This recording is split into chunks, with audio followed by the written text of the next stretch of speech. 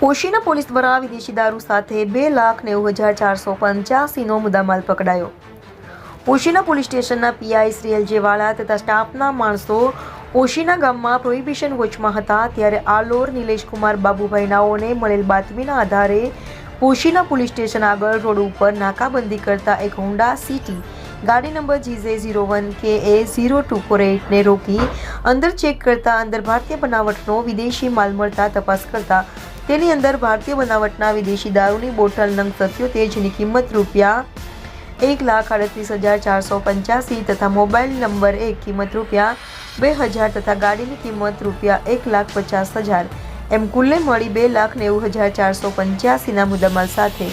આરોપી પપ્પુરામ ચુહારામ ચૌહાણ 43 રહે ભૂંટી તાલુકો આહર જિલ્લો ઝાલોર રાજસ્થાન વાળાને પકડી પાડી કાયદેસરની કાર્યવાહી કરી હતી। રિપોર્ટર જયેશ ઠાકોર સાથે શૈલેષ પટેલ, India 24 ન્યૂઝ, સાબરકાંઠા।